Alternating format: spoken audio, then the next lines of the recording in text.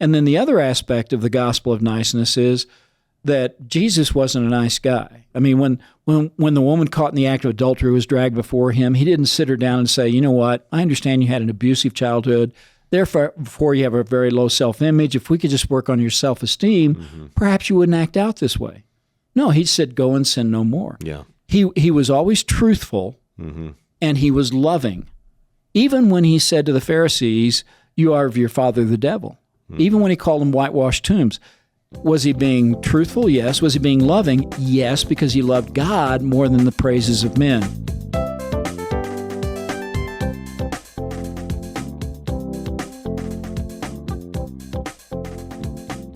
And welcome, friends, to Generations. Kevin Swanson, your host, with you today, as well Bill Jack from Worldview Academy. And we are back to popular culture, and largely, Bill, because popular culture has way more influence on the average person, the average homeschool kid, than the public schools or the universities or the political state. Or government. I mean, as it turns out, Lady Gaga has way more influence upon how the nation views homosexuality than Obergefell and the U.S. Supreme Court decision. You agree with that? Well, I think because of popular culture, that's why the Supreme Court ruled as they did. Well, they did, yeah, because they were following Lady Gaga. So we're going to look at Superman. This is the latest release on the Superman franchise. Just came out, 3 weeks ago. Biggest box office hit of the summer, running about $350 million in America, domestic sales. And box office worldwide, I think I caught $650 million. It's about where Man of Steel was. What's interesting is that they continually recycle the same heroes. They recycle the same story. When it first came out, Christopher Reeve was the actor who portrayed Superman. Was it an irony that he didn't look much like Superman towards the end of his life? Toward the end of his life. Yeah. Which, I mean, that's instructive for all of us. Yes. If at any point you consider yourself to be autonomous, right, not needing God, and perhaps even a God yourself, right, just look at yourself a minute or two before you pass on. Right. You know, I mean, to me, that's just a humbling thing. It is. But Superman originally stood for truth, justice, and the American way.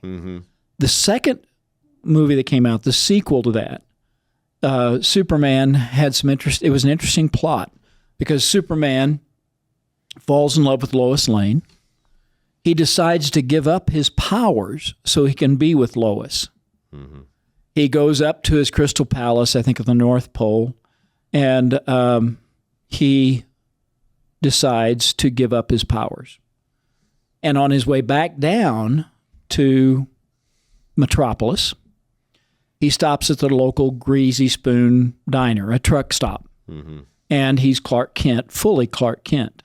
There's a truck driver who does not like the way Superman's face is arranged, decides to rearrange it, and does. And for the first time, Superman, Clark Kent, tastes blood and feels pain. Well, he gets back down to Metropolis only to discover that the villains from Krypton have escaped their prison. They are wreaking havoc upon the world. And so he needs to regain his powers to save the world. He does regain his powers. He defeats the villains from Krypton, but now he's got a problem. Who is his problem? Lois is his problem. She knows his secret identity. Now, does he go to her and say, Lois, baby, we can never be together again because I have to be, the savior of the world. We can never be together again. I have to be Superman. But I will leave you with the knowledge of who I am, my secret identity, but that will put you at risk and in grave danger. No, he doesn't give her the choice. Just like Zeus in Greek mythology, he sweeps down, plants a big sloppy wet one on her lips. Her memory dribbles out of her ear, hits her shoulder, falls on the floor, and crawls away, never to be seen again. Okay? Now, then, after he's defeated the villains from Krypton, he goes back to that local Greasy Spoon Diner, that truck stop, disguised as Clark Kent, and whom does he encounter? The truck driver. And what does Superman, disguised as Clark Kent, do? He lays the truck driver out in the pinball machine. Now, what is he seeking? Revenge. We went from one movie to the sequel, from Superman representing truth, justice and the American way. 2, it became truth for the moment. Lois, I love you forever and a day until tomorrow. Truth for the moment, revenge, and that became the new American way. Movies are the most powerful teaching tools in the culture. And people walked out of the film not realizing they had been fitted with a different set of glasses through which they were to see the world. In one sequel, and now we've had multiple reworkings of this story, and we've come down to this one. And you said that would a 14-year-old, 2 things you said, would a 14-year-old catch that? And the answer is not. They would catch it subliminally. Mm-hmm. They would come out thinking that way. They would come out parroting that idea. And the second thing you said to me was that you weren't as shocked by the wokeness. That's another thing that movies do. They dull us to what was once offensive. Mm-hmm. We began to accept it. Well, I don't think the wokeness was the main issue. There were worldview issues much more significant. But I want to hit the woke issues first from this recent Superman movie. The bad guy calls Superman an alien, so there is this somewhat, I guess, subliminal dislike for any kind of anti-immigration policy on the part of the United States government. I think there's some of that working. It's subtle, very somewhat subtle. Yeah, there was that, and then there's also that Superman is presented as kind, and kindness is the big thing. Wokeness, I guess, is kindness. This is what I see. At least, my analysis from ChatGPT. Superman is considered woke because Superman is kind. Well, throughout the movie, evidently, he is saving squirrels and dogs from getting killed. So he's kind. He's kind to squirrels. Yeah, he doesn't kick puppies down the stairs. No, and it seems to me that this kindness has turned into the ethic of the day. Right. Have you heard that before? Yes, and it's what I often call the gospel of niceness. Mm-hmm. Okay, we need to be nice people. We need to be winsome. Yes. It's not so much kindness; it's being winsome, and I cringe and I want to throw up when anybody talks about being a winsome Christian, for example, because Jesus was never. Winsome The origin of the word nice comes from 2 Latin parts. The root is scire, which means to know, as in knowledge, but the prefix ne is the negative. It means not. Mm-hmm. So the word nice originally, the word nice originally was unintelligent. Yes, not like to that. know, not to know be anything. Yeah. ignorant. Mm-hmm. Okay. Yeah. Well, I don't believe Christians ought to be ignorant of anything that goes on around them. Mm-hmm. And then the other aspect of the gospel of niceness is that Jesus wasn't a nice guy. I mean, when the woman caught in the act of adultery was dragged before him, he didn't sit her down and say, you know what, I understand you had an abusive childhood. Therefore, you have a very low self-image. If we could just work on your self-esteem, perhaps you wouldn't act out this way. No, he said, go and sin no more. Yeah. He was always truthful, and he was loving. Even when he said to the Pharisees, you are of your father the devil. Even when he called them whitewashed tombs. Was he being truthful? Yes. Was he being loving? Yes, because he loved God more than the praises of men. It's as I see it, a unidimensional character trait. Like a character that's unidimensional, or virtue that's unidimensional, which is a problem I have with people's perception of Jesus. So if you're reducing all of ethics to kindness, what are we going to do? Be kind to Hitler Day, be kind to child traffickers. Today is be kind to child traffickers. Be kind to mountain lions. Well, what if they're not kind to you? What do you do? Yeah. Starts chewing on your neck. What are you going to do? You're going to just let it, have lunch. Yeah. Here's the arm. Turn the other arm to a mountain lion. Mm-hmm. By the way, it's also interesting in terms of biblical ethics. The Bible does say turn the other cheek, but it doesn't say turn the other kidney. They shoot you in the right kidney. You don't turn the left one to them. And people are taking one little piece of the Bible out, and they're not bringing in the other facets of biblical ethics. Because the jurisdiction on that is to the individual. Mm-hmm. I have a choice. Right, sure. Mm-hmm. Okay, I can choose to lay down my life. Mm-hmm. I can't choose to lay down your life. Plus, the idea of turning one's cheek, okay, doesn't apply to government. That's not government's job. Right, government is not a person, it's an institution. Right. Its job is to administer justice. So this whole thing, and it's really, it's heavy-handed, it's preachy, but it's subtle. And it's insidious. It's insidious. The word you're looking for is insidious. The tentacles run everywhere. I know. And so what you get is this oversimplification, this minimalization of ethics. It's ignorance, it's diversion, it's all of that. It's demonic. So back to this review of Superman 2025. So if you read the reviews, you do the analyses, you're going to find that Lex Luthor, which is the nemesis of Superman in the Superman franchise, Lex Luthor is evil because he exports advanced military tech to the nation of Bravia, which I guess is supposed to be like Russia or Israel, who are engaged in these border conflicts. Okay, now this guy, Lex Luthor, is engineering war for personal gain. He has the support of the U.S. government to sell military tech to Bravia, and he gets support from the government to arrest Superman in the movie as it plays out. The U.S. government's decision to hand Superman over to Luthor endorses his methods, sort of. But does this call into question every military supplier in America for helping to support any kind of foreign war? I mean, that's my first question. I mean, evidently Lockheed Martin or some of these, I don't know who does it, but my guess is there are a number of corporations in America. Are they just evil? Is that what they're trying to say? Is that what the movie is trying to express? I realize that at this point, we're just on the woke level. We're not the worldview level as much as we're on the woke level. And yet, I'm wondering if everybody's going, yeah, Lockheed Martin, somebody shut them down. Is that the response? Is that what we're supposed to conclude to this? Is all war wrong? Yes, is participation in war wrong? It's the old. Supposed to ever participate in war? What was the old song? War. What is it good for? Absolutely nothing. Mm-hmm. And in one sense, I don't remember that tune. Sorry. Yeah, that was a '60s, '70s tune. Okay. And it's in one sense, yes, we would like to eliminate war. Mm-hmm. But there is what is called a just war, and that there are things that determine what is a just war and what isn't a just war. Yeah, if you're going out for conquest, I would question that very severely. Yeah, but if it's a defensive action, then you have to go to war to defend your territory, to defend your people, to defend your rights.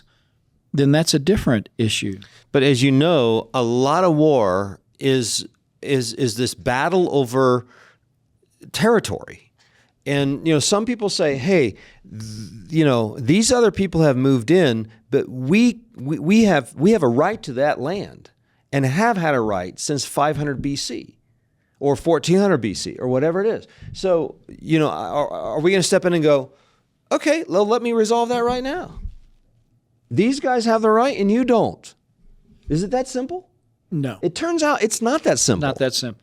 And the idea that we can solve all border conflicts with just a wave of the hand is way, way, way too simplistic. Now, I do believe there are wars that are definitively unjust. Yes. And we can say that. But wow, it's hard sometimes to determine, who's right and who's wrong. Now, I know people are talking about, citizens who've been kidnapped or murdered or, collateral damage in the bombings, et cetera, et cetera. They're counting dead bodies and saying, well, because we have more dead bodies than you guys, then you're obviously unjust in how you're working out this war. That's pretty complex. And, to think that a superhero movie will resolve all of this is pretty simplistic. Now, here's one more thing. Superhero movies are mostly about superheroes working like vigilantes out from under proper civil magistrates. Now, at points, they work with the civil magistrate. Now, it's true, but almost never. Most of the time, they're working around the civil magistrate. Because they always view the civil magistrate as being corrupt. They determine it to be corrupt. And therefore, they are the arbiter of truth. They're the arbiters of what is true, right, exactly. So the Justice League is operating outside of the jurisdiction of the civil magistrate. Now, from a biblical perspective, we actually believe in God. And we believe that the civil magistrate is the minister of God who is intended to do good and to punish that which is evil. That's the intention of the civil magistrate. Now, it also turns out that within a fallen world, you have a lot of wrong. And a lot of people are messed up, including the vigilantes. Now, the vigilantes typically don't want to perceive themselves as messed up. But it's interesting, as the movie ends, Superman acknowledges himself to thinking wrongly, to doing wrongly, to being messed up and being human. So there's this tension that develops in Superman 2025. Very interesting. So superheroes trust themselves to be the standard by which to determine what is corrupt and what is immoral conduct. The problem, of course, is they themselves are flawed and they have no basis upon which to determine what is ultimately right and what is ultimately wrong in a godless universe. The Justice League also is supposed to be upholding an order rooted in some sort of universal moral principles, not allegiance to any single nation or government or ideology, but it turns out they do. It's their own ideology. Those universal moral principles are actually derived from within themselves, not from God. And so they act as if they're trying to provide some kind of global peace and stability and nonviolence, but they have no idea how to achieve this. And they have no idea as to what is the right means to accomplish what they want to accomplish. Their authority to kill is based in their confidence that they have identified themselves as the God, as the one who has the right to intervene, independent of a divine ethic or independent of the social order that exists within a given society. So Superman's ethics, as it turns out, is to stop all wars because wars are evil.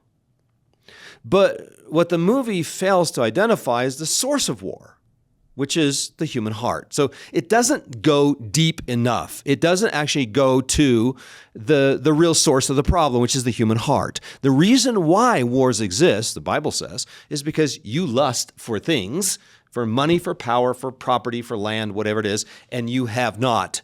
So the Bible actually presents the problem in the human heart, which is effectively the same problem that two-year-olds have in the sandbox. Right. Same sort of ethical problem. So the solution is not Superman coming in and taking guns out of the hands of a few people and then walking away, because the next day they go back and grab their guns and they shoot each other again. Or they grab clubs and beat each other. Or they grab the clubs, whatever's handy, and they beat each other with it. So this is, of course, the issue. Now, the Superman ethic is not to hurt anybody or anything. In fact, he jumps in to save a squirrel or a dog or what have you in some of these movies. But the government is actually supposed to hurt people.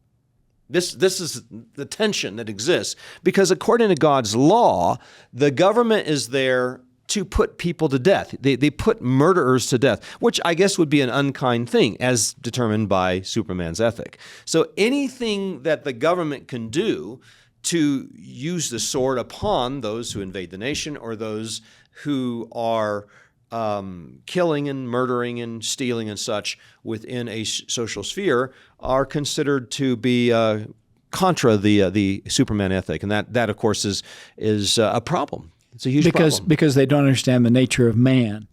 Because their view is that man is perfectible, that all we need to do is change his environment. And what's amazing about all these superheroes is that they all have qualities that we admire. Mm-hmm. We admire courage. Mm-hmm. We admire selflessness. Mm-hmm. We admire the ability to be generous, to be kind, if you will, to care for those who are in need. Mm-hmm. So they all exhibit some of these qualities. So at that level, we wouldn't have a problem with that. Right. But at the same time, they all are flawed. Mm-hmm. They all have a lacking. Mm-hmm. Okay? And the reason we're drawn to superheroes is because of those universal qualities that everyone admires. There is only one person who embodies all of the qualities that we admire, mm-hmm. and that is Jesus Christ. Mm-hmm. He embodies and demonstrated all of the qualities and characteristics of a hero. We long for heroes. That's why these movies attract us, because we want to be courageous. We want to be sensitive. We want to be skilled. We want to be the one who stands up for those who are downtrodden. And so we find in these superhero movies the ultimate humanist, okay? Batman, for example. Batman did not have superpowers. He just had great technology. Mm-hmm. And his flaw was he couldn't go back and undo the past, the murder of his parents when he was a child. He was constantly haunted by that. And vengeance to some extent. So he was driven by vengeance, but he was the ultimate humanist because he had great technology, and that would save the world. Superman, he is godlike. So that's why those two will clash. Okay? So there's this tension, and you have to understand it goes back to the nature of man and the nature of God. It's a worldview issue. We're not saying don't go see these movies. What we're saying is think your way through the films, and then you can use them to start conversations with non-believers. You can use them to start conversations to teach people a biblical worldview. So these are the sorts of worldview issues that need to be dealt with. And, it's interesting as I read the Christian film reviews on Superman 2025, you almost never see worldview issues dealt with. No. They are counting cuss words, which makes something of a difference at times. And incidents of cigar smoking. It's just, well, yeah, it's smoking. They miss the whole, drinking, they miss the whole worldview issue but too often. They tend to miss the most important issues. And they'll call it woke, but woke, not enough to really identify the real issue. They're dealing with the fruit, not the roots. And when we think about fixing the world's problems, which is what Superman is supposed to be doing, Superman can't fix the world's problems, as you said, largely because the world's problems originate in the human heart. And the problem with the world is that people break God's commandments. They don't like God. They have an attitude towards the true and living God. They've ignored him. They've abandoned him. They even insult him. It's interesting in this movie, they actually take God's name in vain, and they took Jesus Christ's name in vain in the movie itself, which seemed odd to me, because here's a superhero fantasy movie that's supposed to be operating outside of the Christian universe or any kind of a universe where there might be a God. Right. That's ultimate, the ultimate God over all things, over all authorities, over all gods, over all supermen, superwomen, human beings, et cetera, et cetera. So here they pretend to ignore God's existence or deny God's existence, and then they turn around to just give him an obscene gesture from time to time. It's sort of like this multiple personality that exists within men. It's Nietzsche. God is dead. Yeah. It is Nietzsche. And I don't like him. We are the Superman. God is dead and I don't like him. Yeah. Two things. God is dead and I don't like him, and I don't like his present existence. Right. So I'm going. So it's a both and. And so I will become Superman. Right. Which is what Nietzsche said. What's also interesting that the superheroes in this movie, especially the Justice League members, are actually the most profane. They're even more profane than Lex Luthor. Which to me was a little bit of a shock just to see that. They deny the existence of the King of Kings, and then they come back around to take his name in vain just to give him one more insult. So that's the first of the worldview issues. The second of the worldview issues that I do want to bring back is this existentialism. Now, I reviewed this film in 2013. Man of Steel. Remember when that came out? I think you were probably part of that discussion in 2013. I put the analysis of Man of Steel in my book, The Tattooed Jesus, as an example of how you review a movie from a biblical perspective. I looked at the metaphysical level, the ethical level, all the different levels involved. And I picked this particular one, Man of Steel, because it was so popular in the early part of the 2010s. And this dealt with the metaphysic. Certainly, the Kansas father affirms the existentialist worldview, which he does in this film as well. This is the quote in the existential worldview presentation from Man of Steel. Quote, "You're not just anyone's Superman. One day you're going to have to make a choice. You have to decide what kind of man you want to grow up to be. Whatever that man is, good character or bad, it's going to change the world." Superman's name Kal-El, which is remarkably similar to the Hebrew word for voice of God. If the descendants of Krypton are considered gods, then we're back to polytheism. Jor-El also tells his wife that Superman will be a god to the earth, reminiscent of the Greek gods. So there's a bit of polytheism there. But it's interesting, that's the perspective of the Kryptonite father and mother. They intend for Superman to be a god to the earth, meaning that eventually, take over the earth and perhaps be a dictator over the earth, which comes out in the 2025 Superman. But also, it turns out that polytheism of the otherworldly Kryptonite philosophy is set aside, and the whole idea is that Superman is supposed to be an existentialist, much as John Paul Sartre had put it together in a very intense humanist philosophy of the 1930s, 1940s. And so here's an example of that in the 2025 section of this movie, Superman. Your choices, your actions. That's what makes you who you are. Okay, so that's pretty much the philosophical point the movie brings out. This is pretty much the tip-top presentation of the Superman worldview. And as I said, it was a Man of Steel. It's repeated again here. It's sort of ironic to me that this is the Kansas farmer who puts on the philosophical hat of John Paul Sartre to, spout out these existentialistic platitudes. Yeah, exactly. Your choices, your actions, that's what makes you who you are. Now, again, it seems to me that a simple farmer from Kansas, probably not the primary promulgator of existentialism. It tends to be Hollywood producers like Woody Allen that would do that. Evidently, Woody Allen was not chosen to play this guy. Instead, it was this sort of rough, and ready Kansas farmer. But this is the whole turning point of the movie. Superman's not defined by Jor-El, this god from the other planet. He's not defined, certainly, by God, the creator God. He is not defined by his farm parents in Kansas. Rather, he's going to define himself. Your choices, your actions, that's what makes you who you are. So existentialism of John Paul Sartre presents itself as uninhibited choices made by the individual in order to define his essence. And that once that essence has been defined by the individual, and that is he's recreated himself, he's defined himself, he has determined his own existence, he's determined his own sexuality, he's determined his own gender, he's determined his own ethics. And this is that self-determination of existentialism that is preached pretty hard with this movie. Does that surprise you how in your face that whole philosophy comes into the Superman not at genre? all, because that's the Marvel universe and a DC universe. That is, both of them emphasize that you can become whatever you want to be. This is the theme that runs throughout Hollywood. Matrix series was the same way.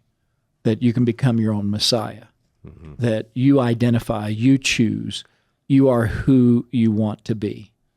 And that's the problem with our culture, is that we have shaken our fist in the face of our Creator and said, you don't define me, I define me. There's an irony that appears towards the end of the movie, and I've been pulling these things off from online, and just a clip here where Superman acknowledges that he is making choices, and yet he is saying that he does not make perfect choices, that he is flawed as a human. They've always been wrong about me. I get scared, but that is being human. And that's my greatest strength. Okay, so the full quote goes this way, and let me read it word for word. I'm as human as anyone. I get scared. I wake up every morning, and despite not knowing what to do, I put one foot in front of the other, and I try to make the best choices I can. I screw up all the time, but that is being human, and that's my greatest strength. So the irony here is that he's supposed to define his own ethics, what is ultimately right and wrong, yet admitting at the same time that he's making mistakes in the process. The fact that I make my my own choices is supposed to determine my value, my essence, because God in no way is supposed to determine my reality or my ethics. But in the same breath, he admits to making mistakes, of not really knowing what is the right or the wrong, and not really knowing what to do. In other words, I want to be a God. I want to be in control of my choices, my ethics, my reality, even my gender, but I'm really not a very good God. I'm not good at this. And the I'm reason not accomplished with this. is because the law is written on his heart. The law of God is written on our hearts. We know there is a standard of right and wrong. We ignore it. We suppress the truth and unrighteousness, Romans 1 says. And when we do, we set our own standards. And we cannot keep our own standards. That is the great irony of humanity, that we will say this is right, this is wrong, and yet we will break our own laws. We will break our own standards. We will not live up to the yardstick that we have set, let alone live up to God's. These are excellent examples of the internal tension or the internal contradictions or lack of coherence that exist within the worldview of the unbeliever. He'll attempt to be a God, then determine himself to be incompetent as a God, but then go around again the second time and keep assuring everybody that he's competent enough to be the God, to determine his own essence, his own purpose for life, his own standards of right and wrong to be imposed evidently on others, which is what Superman is doing here. There's one more point I wanted to throw out, and that is I think it's important to not just analyze the metaphysics, the ethics, but also something of the mode of the presentation that come in these major motion pictures. Postmodern relativism, Bill, denies an absolute reality. So 1 minute the movie isn't really taking itself seriously, and the next minute somebody gets shot in the head. Okay, so let me say that one more time. One moment, the movie isn't really taking itself seriously, and the next minute somebody gets shot in the head. Now, here's my question. Do we take somebody getting shot in the head by some bad guy seriously? Are we supposed to respond by saying, who cares if somebody got shot in the head? Perhaps we should be laughing at the person shot in the head. So we're laughing at our own seriousness. And then we begin to laugh at ourselves laughing at our own seriousness. And so there is an insidious form of worldview that's coming in through the back door here. It's creeping in, not by any explicit statement concerning, a postmodern relative. It's not like we're in postmodern relativism 101. We've just attended the philosophy classroom at a local university, but we have walked into a theater in which we have inadvertently laughed, and then we're somewhat shocked by the person getting shot in the head, and then we laugh at ourselves that we were shocked at the person who was shot in the head, because all of this is so unreal. And even the metaphor itself is metaphoric of nothing in true reality, in our reality. Mm-hmm. So I guess what I'm saying is there are these multiple levels, existentialism, postmodern relativism, the denial of any absolute reality whatsoever, a relativistic ethic, et cetera, et cetera. There is this sort of assumption that God doesn't exist, that everybody is a law unto themselves and there's no submitting to the civil magistrate, and so we can just be vigilantes and come up with our own ethics and then defend those ethics by creating even more disorder in a social order, by running out and killing what we perceive to be the bad guys, but we have no reason to believe that they are bad guys, or no standard by which to determine if they are the bad guys. So here we have a very confused and sinful and deceptive form of worldview that is inculcated by 14-year-olds watching a movie like this. And I guess I started with the question, do you think that a 14-year-old is going to listen to it and it's going to affect his life? Do you think that as the average 14-year-old watches this movie, he's going to be increasingly distanced from the true and living God, and perhaps even setting himself increasingly against God by taking his name in vain, or by assuming that he can follow through on the existentialistic philosophy of John Paul Sartre, that I will define my own essence by making my own authentic choices? Yes, because it's not just a one and done. This is a piece of the puzzle. It is a piece of the indoctrination.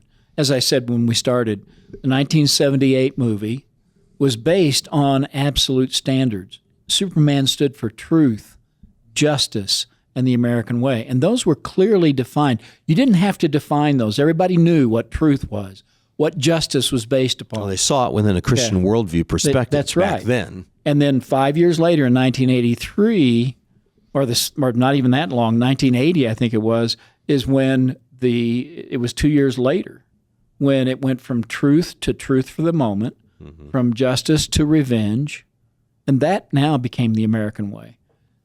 Movies set the trajectory.